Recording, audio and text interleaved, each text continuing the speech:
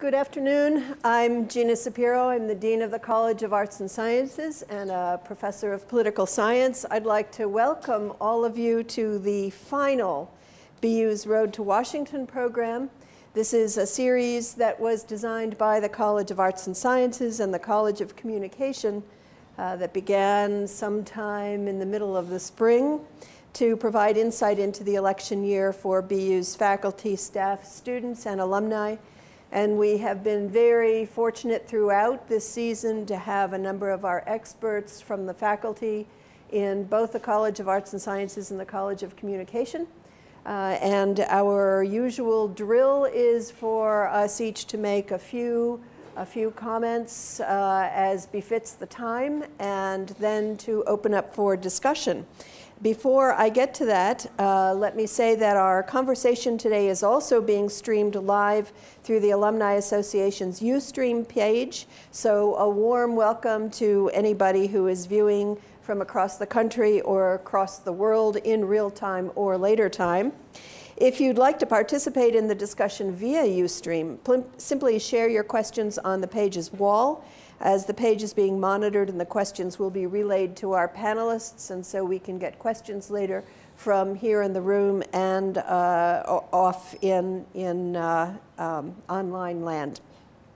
I'd like now to introduce our panel, and I'll just introduce down the row here and then ask them to take a few minutes each to make their comments now that the election is almost over. No new news from Florida, I take it, so almost over.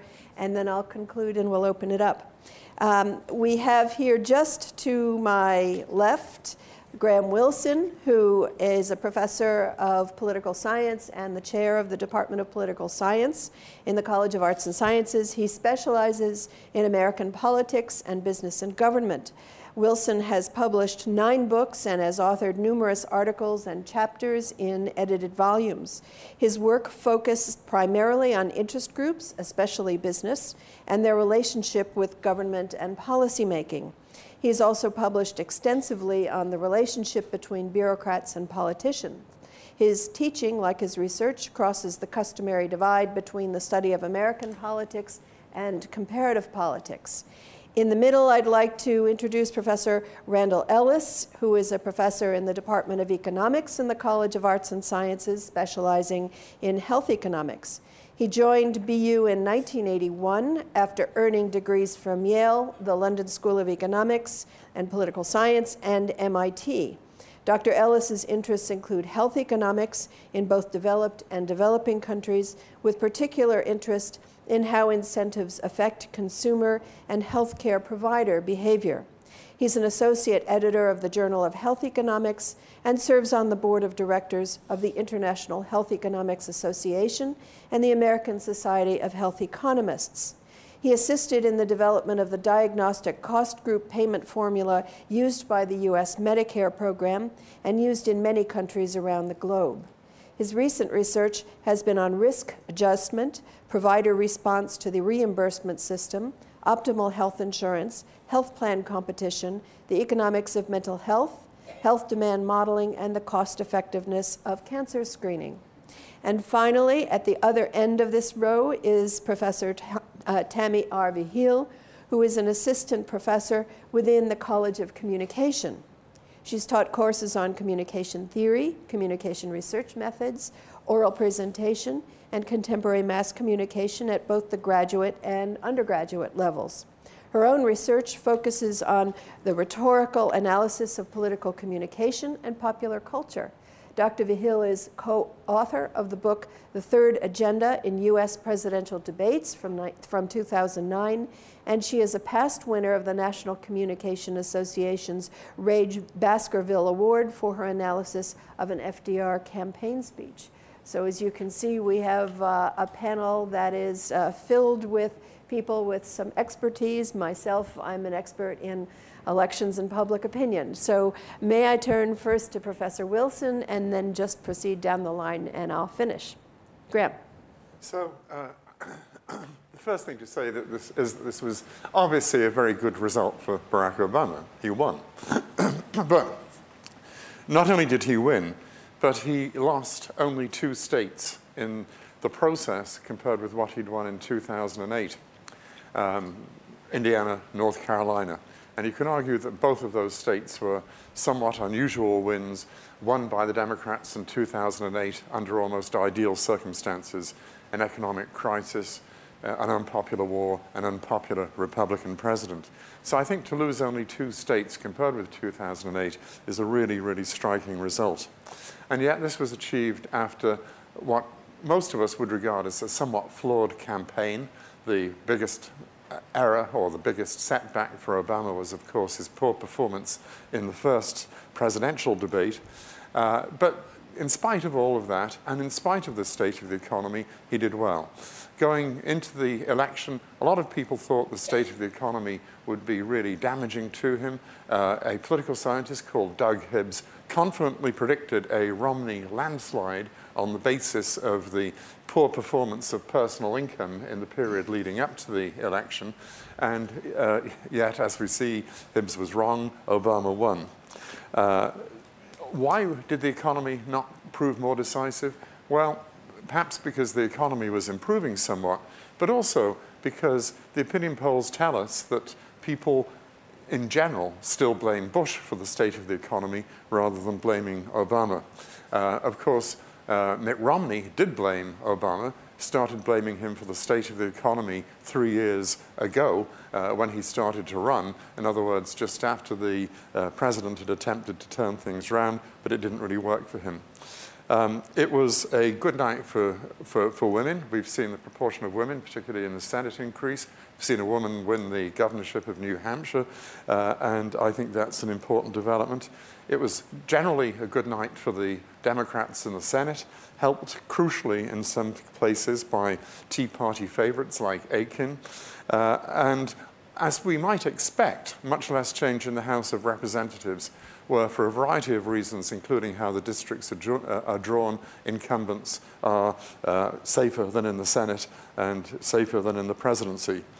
A bad night for super PACs that spent a ton of money, obviously didn't achieve their objectives in the case of some of the best funded, and a night in which some demographic time bombs for the Republican Party are very evident, particularly their poor performance amongst minorities, including Hispanics, a growing proportion of the population, and also a bad night for Republicans amongst young people who are expected to maintain a more liberal orientation as they get older, contrary to conventional wisdom, not expected to become more conservative simply because they get older.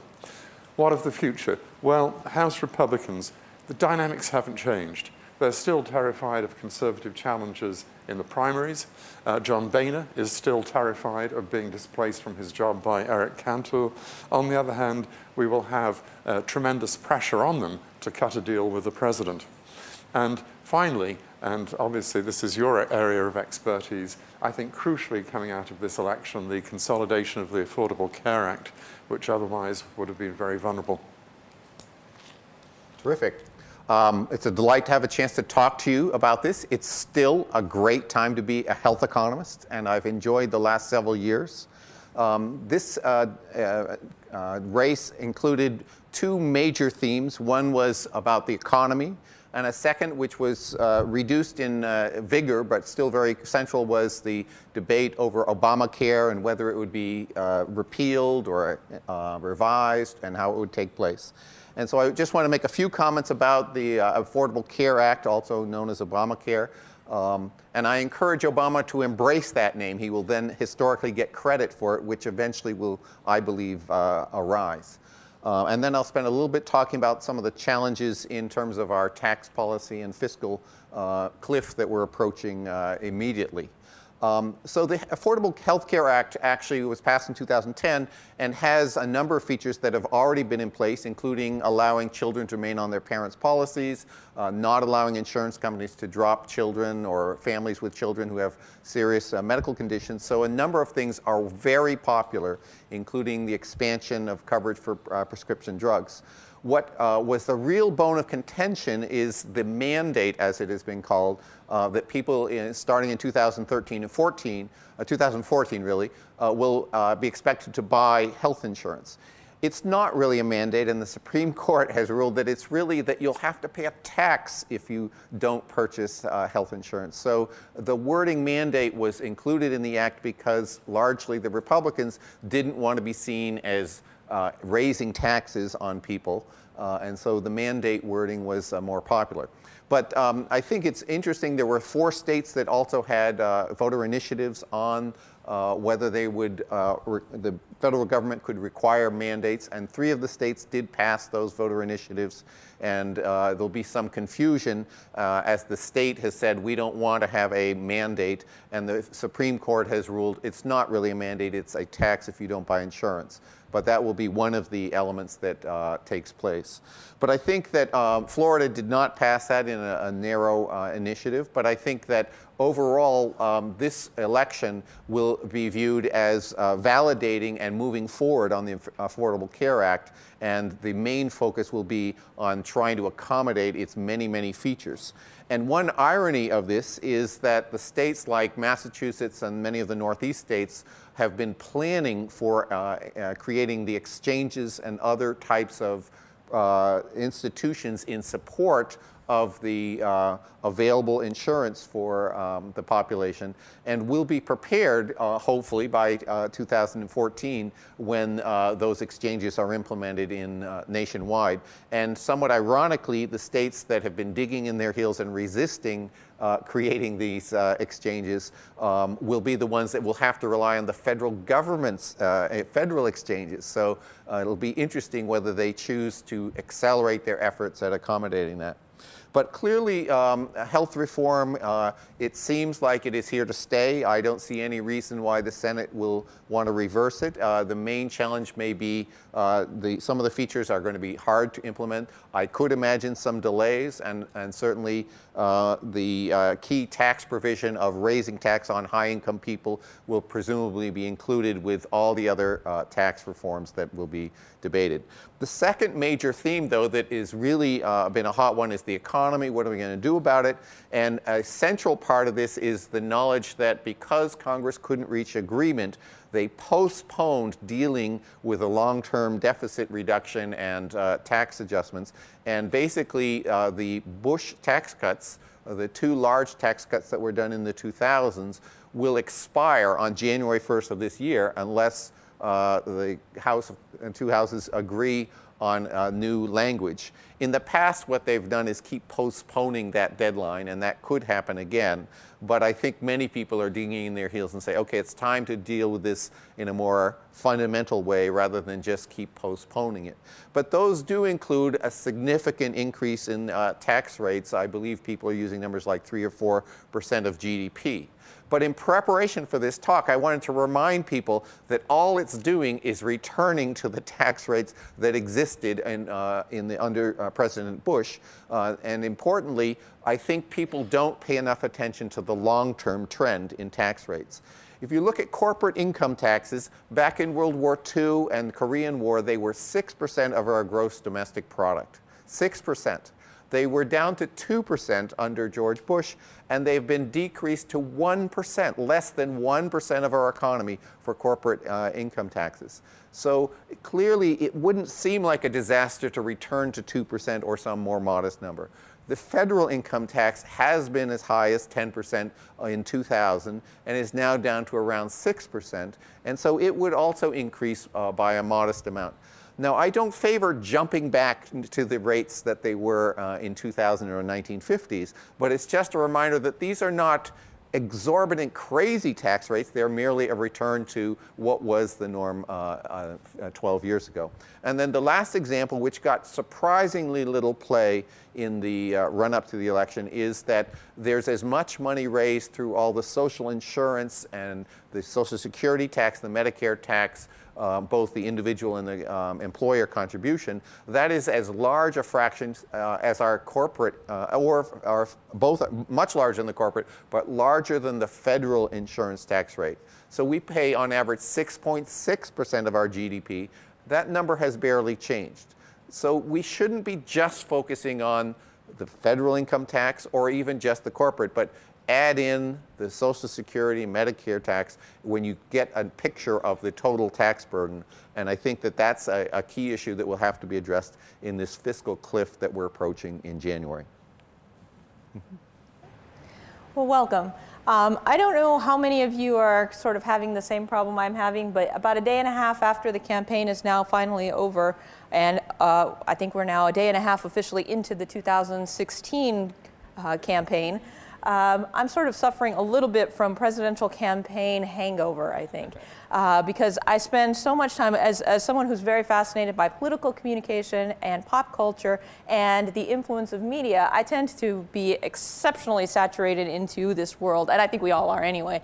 You don't have to have my particular interests in order to be interested in this, but I've spent the last several months, just like all of you, watching the news, seeing the ads, getting the tweets, watching the Colbert Report, The Daily Show, Saturday Night Live, and also a little bit of PBS NewsHour once in a while. Got to balance it out like a nice nutritious input of information. But it's really interesting to me looking back at the campaign and thinking about what's happened over the course of it from a communication perspective. And there are lots and lots of different directions that we can go in this discussion. We could talk about the role of the news media, when they focus in on the debacle in Denver, right? They actually call it the debacle in Denver. They amplify different elements. The 47% tape that came out, looking at those kinds of elements and the influence of the news. That's one definite area that we could talk about. There's also the area of political comedy, right? Things like The Daily Show. How many of you guys watch The Daily Show? The Colbert Report? Saturday Night Live? I'm seeing a lot of the same hands over and over again. One of the things that those kinds of shows also do is they also help set the agenda. They help set the agenda for different audiences, but they tell you what to focus on. For example, the first Saturday Night Live, the first debate, the skits after the first debate, you see President Obama kind of distracted by his 20th anniversary, giving excuses for why he had such a poor performance, kind of nodding off a little bit. Those kinds of things really influence the way that we read it. Not saying that we shouldn't be reading it that way, it's just that it amplifies, it creates a caricature.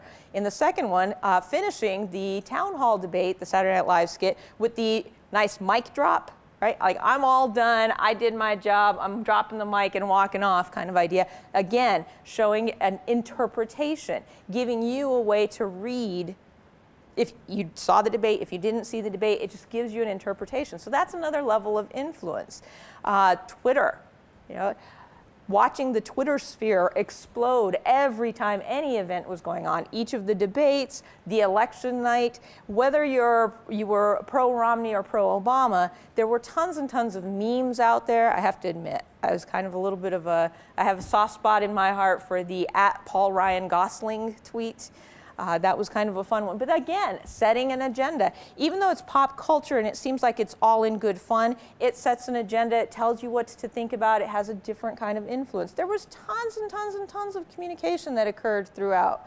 Through tons of primary debates, and then the actual general election. Tons of speeches everywhere that had a different kind of approach that really gave a different image every time you sort of watched a new speech. Even though there were stump speeches, they still provide a different read.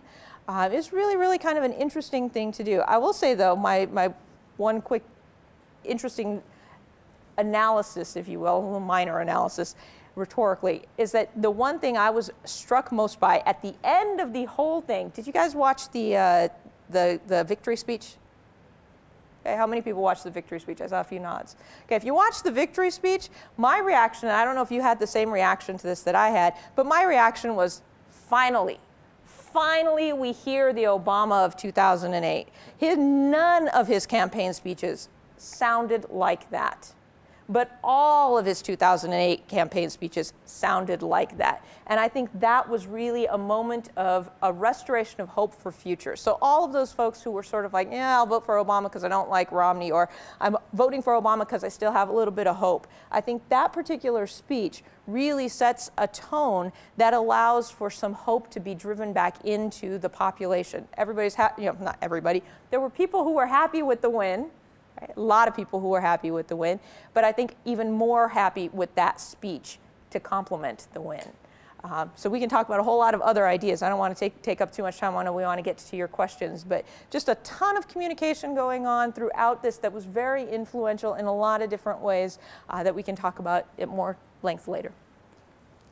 Thank you. The problem, as always, with going last is what am I going to do? So I think I'm going to start first by making a comment as a dean of the College of Arts and Sciences rather than as a political scientist.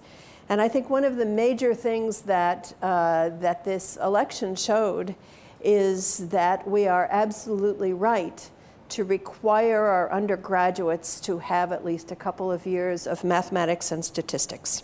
I think it's crucial. I urge you all to go to Nate Silver's page, 538, and read the comments.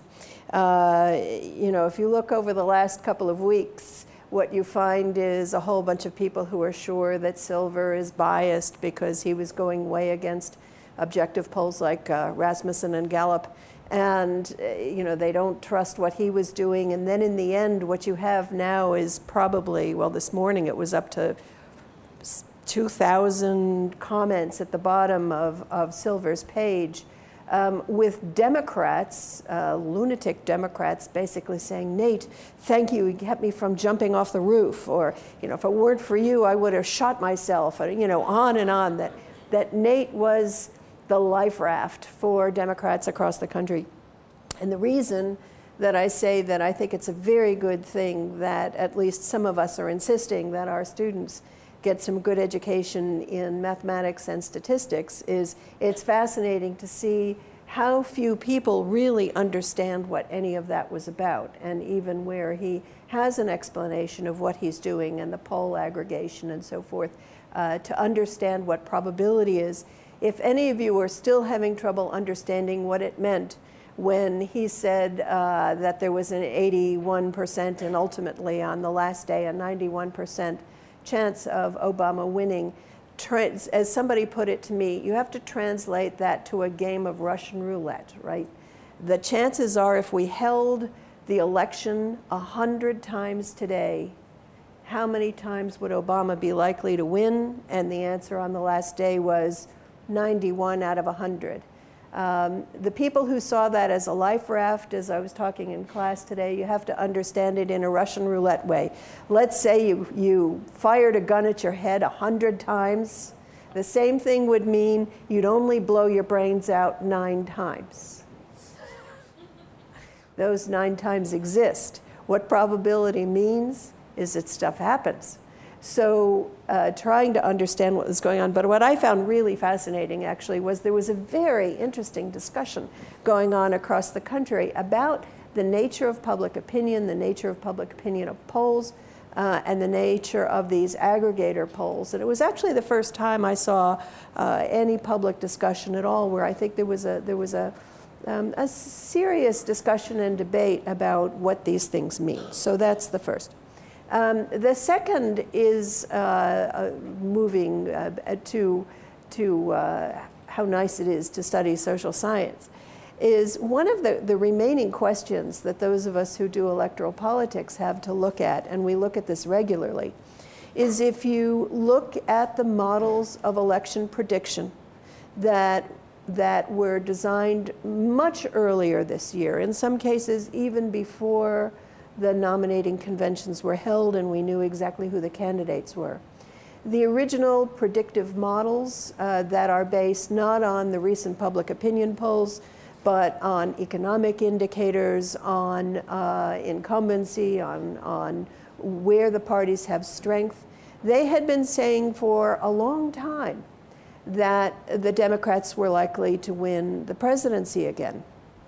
And in the end, after all the noise and all the ballyhoo and all the public opinion polls that began to show that, oh, it was getting tighter and tighter and maybe Romney would win, in the end, the early prediction models were not bad at all. And so one of the questions we really have is, what are we doing when we hold campaigns? What is going on there? And if we can predict early on, then what is the point of those campaigns that we've just been through? And for those of you who might ask that question, part of the answer is the following. All of those prediction models, which are based on what has happened in the past, assume that there will be a campaign. So if there is no campaign, if we decide there doesn't have to be a campaign because we have the prediction models, then the prediction models won't work, because they won't be working in a real world where there really are campaigns going on. So all of those questions all along of what we looked at to try to figure out what was going on, I think raise some interesting questions now that we're not buried in the middle of the campaign, to think about what goes on during these campaigns, what an election is, and how we know what's going on. Just a couple more comments. One is when you look at the exit polls that are coming out now and the results, we live in a very divided society. It's not just that the election was not as close as we expected, but nevertheless it was close. It's, if you look at age differences, race differences, regional differences, gender differences, we really see that we live in a divided society. If you look at the red and the blue map, you can see the Confederacy and the North. Of course, there are some differences, but you see very clear regional differences. Certainly race and age as well, and we saw the gender gap occurred again. So not only do we need to know about this from the point of view of how do we predict what's going on in the next elections, the 2016, as you say, having now being about 48 hours old, and what's going to go on, but also how do we understand the nature of our democracy and politics, where we have these kind of fissures and dividing lines across the kinds of experience and background that we have. What does that mean, not just for elections, but for the quality and the qualities of debate we will have between elections about the crucial policies that we have to look at and about politics. The last thing that I want to mention really is to move away from the presidential race toward our Senate race, and that is to talk about the Scott Brown-Elizabeth Warren race and what happened in there. And again, it was a little bit hard to tell from predictions for a while what would go on. We had a very good discussion this morning in my undergraduate elections class, and one of the things we all noted was a kind of crossover that occurred. When we looked at the beginning of the campaign, we saw what I think most of us judged to be a very competent, very well-designed, very slick ad campaign on the part of Scott Brown, and not such a good one on the part of Elizabeth Warren. Her staff made a major change. They transformed the image she had and changed what we saw in her ads. And roughly at that same time, we saw a very severe problem arising in the Scott Brown campaign. And that is, he began to run increasingly on, I'm a nice guy, I'm bipartisan. In the end, he didn't mention his party and he showed the president.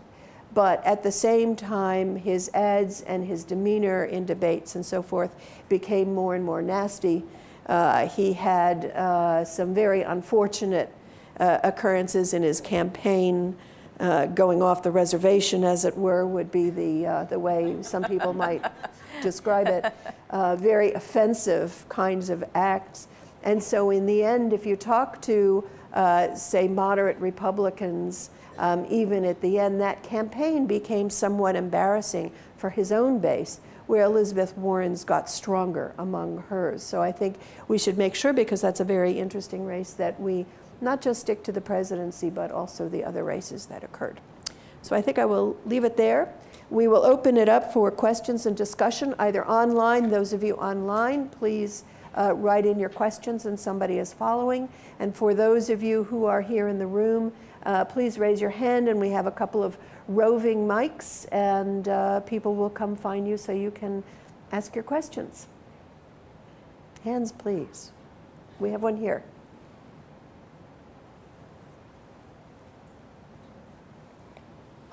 So now that President Obama has, is now in the second term, and the Senate still has majority, or a lot more majority Democrats, and the House of Representatives is still Republican dominated.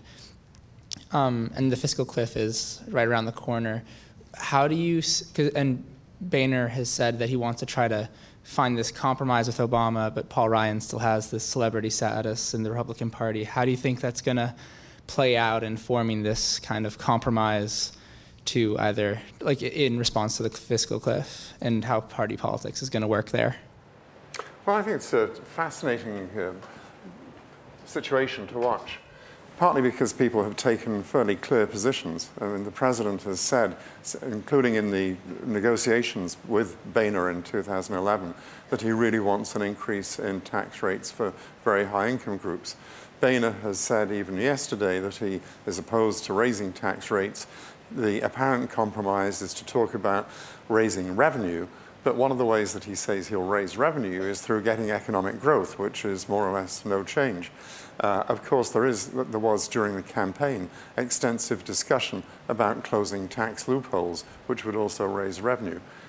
Same is true on the corporate tax issue. The figure of the United States having 35% corporate tax was often mentioned. Effective tax rate for many corporations is 0 because they have been able to put in place so many effective tax allowances or loopholes, depending on the language you use, they don't pay. So I think that there is still plenty of potential for confrontation rather than compromise on this. I didn't quite make it to the Obama victory speech on the night. I just pegged out at about 1:30 in the morning. I did have seen bits of it since. For me, it raises the question again, though, are we going back to the inspiring rhetoric of not red states, blue states, but United States? And his entire experience in the White House, as far as I'm concerned, is that that was a naive hope, that he ran into really concerted opposition by the Republican Party to pretty much all his major initiatives. And I assume, and all the inside accounts tell us, that he's learned a lesson that saying not red state, blue state, United States doesn't actually change the politics inside Washington. I will just predict that something has to happen. And so I believe that within the next 2 months, maybe early January, but I think possibly even before Christmas, there will be a postponement or reshaping. But the cliff is there, and it's going to require effort. I believe that it will be falling under the budget reconciliation rules rather than new legislation rules, which do not allow filibustering. So there may be some opportunity to reach some compromise. But I turn to my political science knowledgeable people. But there are certainly elements of it that can be done under the reconciliation framework. Mm-hmm. Well, there's just a quick comment on the potential here. One of the things that I think is interesting is we see historically that, or at least in recent history, the Democrats have seemed to let the Republicans run the talking points.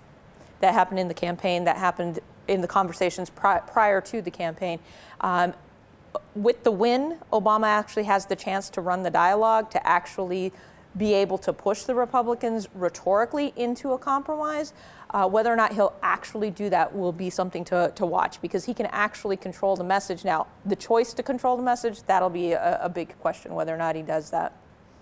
The Republicans sure seem to have a lot more to lose if we fall over the fiscal cliff, though. I mean, we all have a lot to lose, but the Republicans lose more than the Democrats if we do. So I think they will be pushed into a compromise. First of all, thanks for having these great discussions. Appreciate it very much. Wonderful. My main question is, what happened to the environment? Why was it never brought up? Why was it never discussed? Is it because Obama could have used it as a hammer to pound the Republican side, but is it just that we don't want to hear the bad news? Is that why they avoided it? What environment? Oh, no.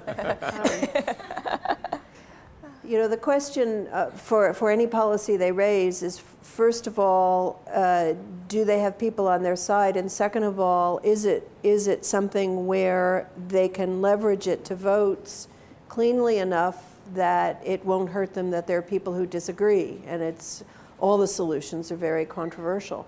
And I think it's very clear that while the environment is one of those kinds of issues where there are people who feel strongly and they vote on the basis of the environmental policy. By and large, it does not push votes in national elections. There may be particular issues at the local level that would have to do with a wind farm or strip mining or something else. But at the national level, my guess is that both races, they would decide that it's not worth the people they would lose, given that people might say, I agree, but what I care more about is tax rates now or other sorts of things like that. I think it's an interesting area in which Romney took what seemed to me oddly extreme positions. For example, to come out against raising the corporate average fuel economy target when that had been accepted without any fuss by the auto industry itself, just seemed to me really perverse. On occasion, for example, in Iowa with its big wind farm industry, Obama could push the environment and make it an issue for him. But on the other hand, the big risk was always that, as happened in southeastern Ohio, that if you push the environment, you're seen as pushing against other industries, particularly in that case, the coal industry. And in Ohio and Pennsylvania in particular. And even parts of Virginia. Parts of Virginia, yeah. Right. Well, and even building off of that, the idea of jobs was pushing a lot more. And there were so many jobs being created by fracking, which is, again, an environmental issue, but jobs all the way from the actual fracking to the making of pipes and the pipelines. So you start pushing up against those kinds of things. And I think Obama didn't really have as much to lose by not talking about the environment, because I think most people would see him as more pro-environment than Romney. But if he did talk about it too much, it would become an issue where people would say, but that's my job. Or you're talking about decreasing jobs. And so I think it was just easier to be quiet on it and to let the chips fall where they may. I agree with Gina 100%. It was about where do you get the votes and how do you push without pushing.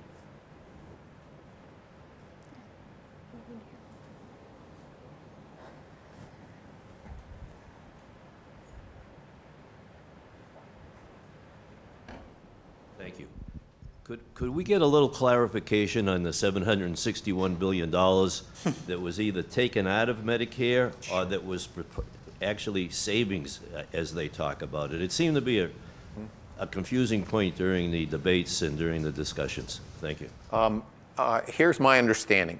First of all, it's important to know that Ryan supported the same number, which is brought up in debate. So both Republicans and Democrats agreed it was desirable to cut the rate of payment to providers or health plans in order to save money for the Medicare program. And that was done as part of the Affordable Care Act. And the reductions happened in terms of the premiums paid to some of the Medicare Advantage health plans. These are like HMOs for the elderly, which are offered as an option to the traditional Medicare.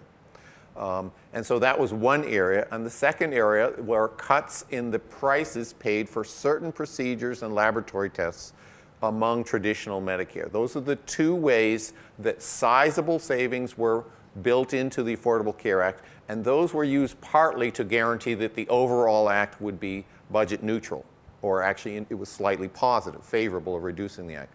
But if you think about it, reducing the prices that your doctor receives for a service does not necessarily mean they won't still be happy to provide them to you. They will just have lower income from it.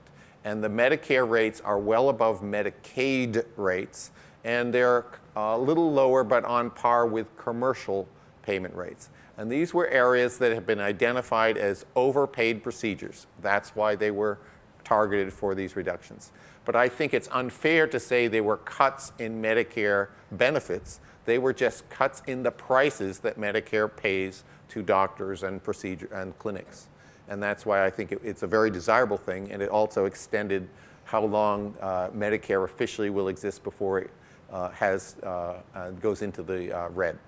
Mm-hmm. Thank you. There and here. Someone mentioned that Republicans would be forced to compromise on the fiscal cliff for political reasons. Is there any chance that a cooperative Republican Party would last further into President Obama's second term?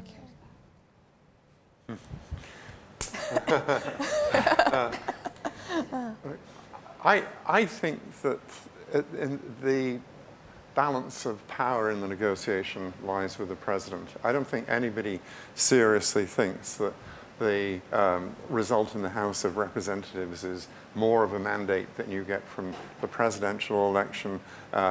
Talk of mandates is always hazardous in the American context, but there was a very clear statement by the president about what he wanted to see on tax rates, and I think that gives him a lot of leverage. Also, and not unrelated to that, the opinion polls tell us that the president's position is the majority opinion in the country and is substantially supported even by a majority of people who supported Governor Romney. So I think the cards are with the president. The real problem, I think, is it was not going to be the Senate, and so I was not worried about a filibuster, but it's the House of Representatives. And I think that with the House of Representatives, the question that is raised is basically how the Republicans are going to react to the loss.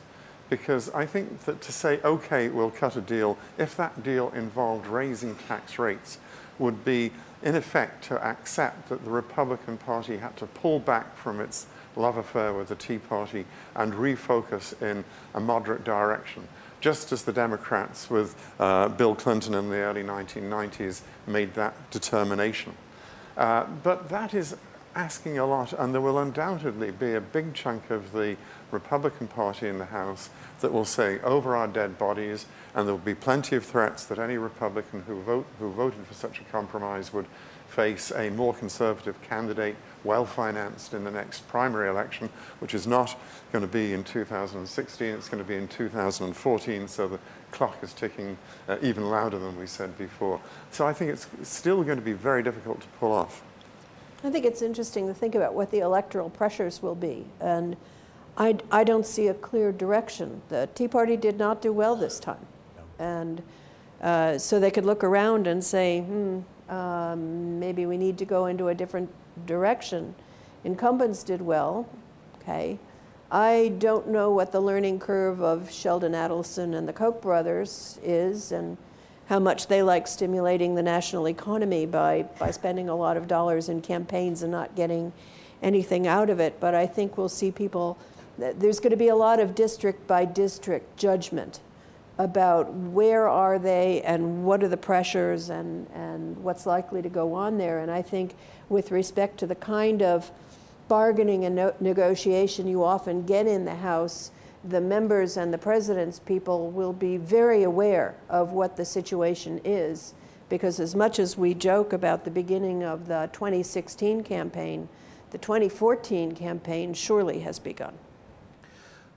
Just to add one thought, and that is traditionally lame duck Congresses are allowed a little more leeway. At least the people who are leaving aren't worried about their promises as much. It'll so be interesting whether they try to act on this in December and free up the next Congress to not have to deal with it. The second observation is that they won't have the #1 slogan, which is we can't do anything to help Obama get reelected, since he won't be running again. So that might make it easier for Obama to recommend things and not have them immediately rejected, which is often what happened. That he would recommend things that Republicans had proposed, and they would oppose them because they didn't want to necessarily help a Democrat president.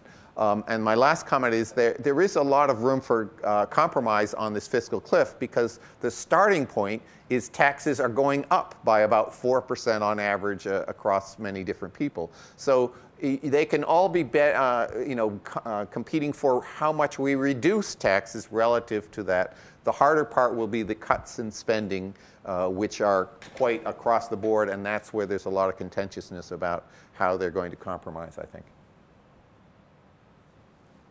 Some more? Could I just add a final comment, which is that, or perhaps even ask you a question, should we really be talking about expenditure cuts and higher taxes given the current state of the economy? I think that we have to build in a schedule for, raising or not cutting taxes, because we can't keep postponing the need to deal with the deficit. And I do believe that we have to do some sizable cuts in some areas. I happen to prefer in the defense spending.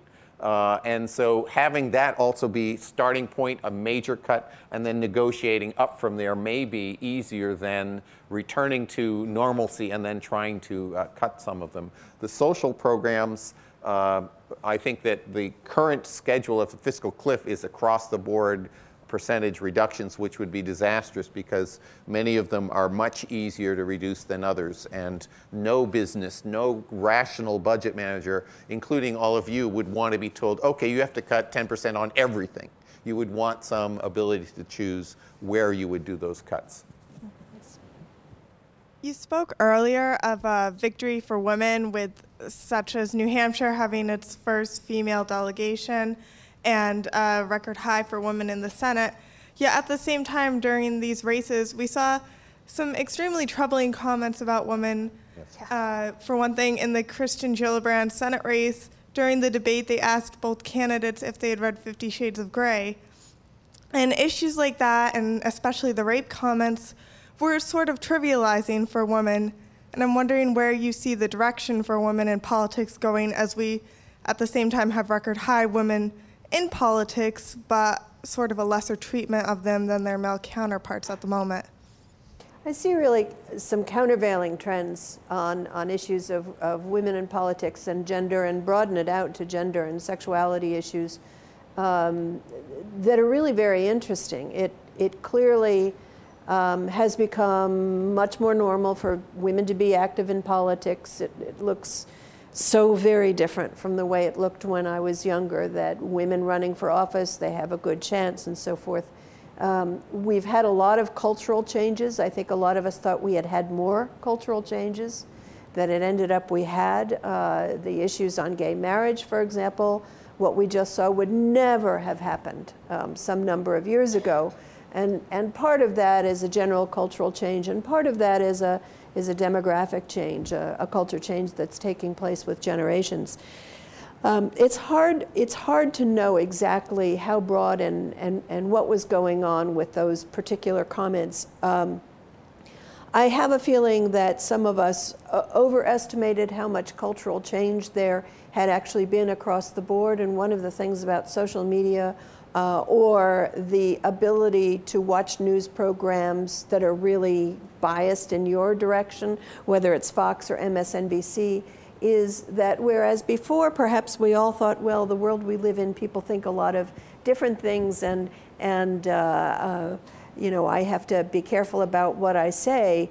There probably are people who think those kind of comments on rape and contraception and all of that are acceptable because they could surround themselves with the, whatever, 17 people who also think that rape isn't really so bad and may be ordained by God, and that you could ask these kinds of questions. So, you know, I think that clearly backfired very, very much. I mean, if you look, going back to the Warren and Brown campaign, I think that Elizabeth Warren was able to grab onto whatever you think about Scott Brown. Remember, we're talking about a Republican Senate, and the fact that there wasn't just the usual kind of disagreement out there in the atmosphere about abortion, where men and women are both very divided on abortion, but the kind of more radical control of women and even issues about contraception.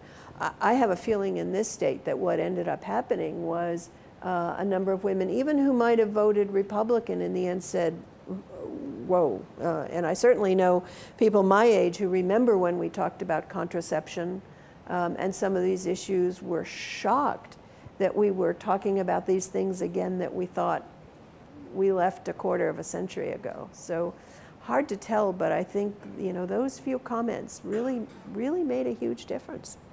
I think one additional comment that I would add, because I agree with Gina, but one other thing that I would add is also the way we talk about women as voters, as though they are a specialized small minority group of voters, and somehow it's like, no, we don't talk about the men's voting bloc in the way we talk about women's voting bloc. We don't talk about men's issues. We talk about issues, and then we talk about women's issues. And the way we talk about it, the words we use that are divisive, sometimes dismissive and limiting, really speak to how we still, as a society, think about women. And I think that it's changing, and we live in a society that we're lucky to live in, quite frankly, because it's much better off than it had been. And as Bill O'Reilly said, we're not in a traditional America anymore, although I don't think he meant it in a positive way. That's all true, but we also need to think about how we still limit our perceptions of women by talking about women's issues. When in reality, I think I was mostly heartened, I think it was in the second debate, when President Obama actually started saying it's not women's issues, it's family issues, it's economics.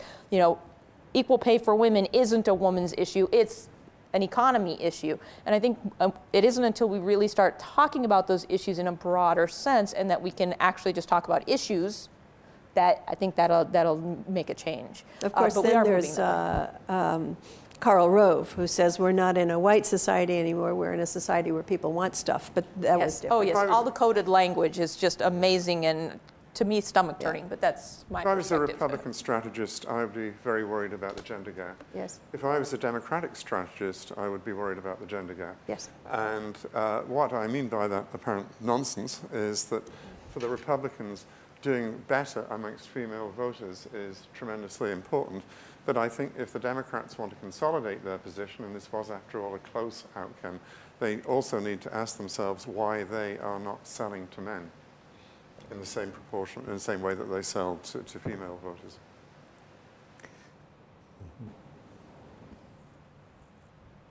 Hi. It seems like a lot of voters base their vote on personal likability in addition to the policies. So how has both campaigns worked towards public likability and trust? Well, like, yeah.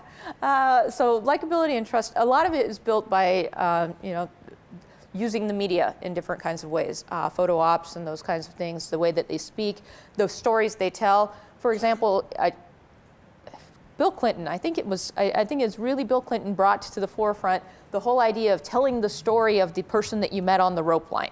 Mm-hmm. Right? And so telling the story of this other person so that you like me better because I can tell you this story about this other person's experience. Those kinds of things help voters to identify with people a little bit more, to make a connection, to feel like they understand who you are. Everybody has a desire to feel like they're connected somehow. We live in this sort of, how many of you have actually really, really know either candidate? Yeah, see? How many of you feel like you kind of know either candidate? Yeah. How many of you can tell me the story, like, okay, where was Obama born? Yeah. Who were his parents, right? Yeah, Kenya, I heard. Yeah. With Donald Trump, they were playing soccer together, I heard. So the idea is that you can tell the story of Obama and his family. You know about his grandfather marching with Patton. You know about his grandmother working on the assembly line. Now, Mitt Romney was born in Michigan. Sadly, I asked my students this the other day. Half of them said Mexico. So it's kind of like the Kenya thing, although nobody seemed bothered by that, just as an aside. What did his parents do?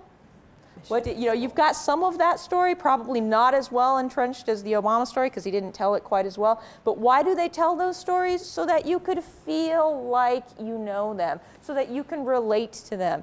Both of the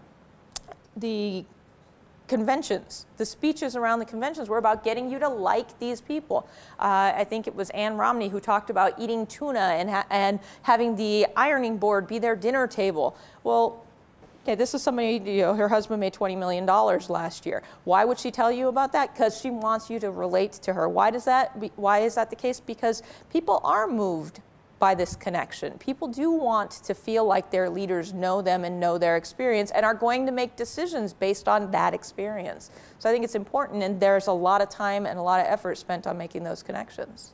This is one of those elections in which the Democrat was seen as more likable than the Republican. Of course, that wasn't entirely accidental. One of the successes of the Obama campaign was not only to capitalize on the fact that the public liked Obama, but during the summer and early on to present Romney as like the boss from The Simpsons. And that was a fairly successful effort. It's a tactic which had been used by Republicans previously against Democrats. And it might be one of the lessons that campaign consultants take away, that the strategy of getting out early and defining your opponent very negatively is an effective strategy. Our producer says there's room for one more question, and there's a mic out there somewhere. My question is about tax rates and their effect on economic growth and incentive and investment, because there seems to be mixed data by the economists, and it seems to largely boil down to like different methodologies and causal weights attributed to the variables. And it seems like that there's this notion that like in the 50s or in the 90s that the tax rates represent some sort of ideal, and one may worry that the economy now and the country now is fairly different than it was then, and that going back to those tax rates like under Clinton may not be the kind of panacea that people make it out to be. And I was just wondering, is there like what is your opinion on the effect of tax rates on GDP growth and or investment and incentive to take risk? I had some notes on that. I'm really glad you asked that question. You may have heard that the Congressional Research Service, which is a research arm of the Library of Congress and is supposed to be nonpartisan, produced a controversial report in waning weeks of the election that showed a zero correlation between the tax rate on high-income people and the rate of growth in the economy. And other studies have shown that the growth rate has been higher in regimes such as Clinton and Obama and others who have had higher tax rates. So there is really a weak correlation in terms of the tax rate. The main point I want to make is that in a recession like this, if you give another $1,000 to a low-income person, they will mostly spend it. If you give $1,000 to a multimillionaire, they don't change their consumption pattern at all. They put more of it in the bank. They just save it. And what we need to get out of our recession is more spending on goods, more spending by consumers. And so that's why tax cuts that favor low-income people have a larger benefit in terms of growth than tax cuts that favor high-income people. And that's a basic principle of macroeconomics that people learn in 102. But I think that I only give the example of the 50s to remind ourselves that tax rates haven't always been as low as they are. And what I would like is for congressmen to not pledge a no tax increase, but a no deficit increase. That would be a very different pledge that people would have to make, and I think would be very attractive to people, that it's okay to raise taxes if you're also offering more services or more investment in America, or it's okay to cut taxes if you're willing to cut services. But in the past years, we've had just large cuts in taxes, large increases in spending. We haven't had a balance, and we have to get out of the recession, but there's going to be eventually a need to deal with our deficit. Well, thank you. I'm afraid that, like the 2012 election, we have to draw this to a close. Though unlike Nate Silver, we're probably not all going out to have a beer right now and then asleep, which is what he claimed. Yes. I want to thank all of you for joining us today. I want to thank those people who are online and have joined us, and to thank these folks, and to thank the other faculty who have joined us over these months to come spend time to give us their thoughts and to participate in this kind of education. Our series has come to an end, but the conversations that we have that involve politics, the humanities, the natural sciences across the board will continue. We look forward to seeing you here and those who are online at various events that are offered by the BU Alumni Association. One in particular I'd like to invite everybody to, which is a discussion of the role of climate change in our northern forests, that is going to happen with biology professor Pam Templar on Tuesday, December 4th. You can look online for the Discoveries series, which we host, and Professor Templar spends a lot of time in the northern forests, in the woods, in the winter, to see the impact of the reduction in global warming, the increase in global warming, in other words, the reduction of snow and cold on the forests in the winter, and what impact that has on us in the rest of the year. So I invite you to join our future events. I would like to thank very much the staff who has supported us all along throughout this year, our technical staff, and in particular to thank Caitlin Nee, who has produced these and organized us. I'd also like to invite all of you to write to us, on those of you online, alumni here who have registered for these programs. We will be sending you a survey to ask you about your response to these programs. We welcome you to give us ideas for other series, other sessions, other workshops where you would like us to delve into the richness of the Boston University faculty across the university to bring you these kinds of sessions where we talk informally, and I think we all learn. So thanks for today, and a thanks for the whole series. See you in 2014.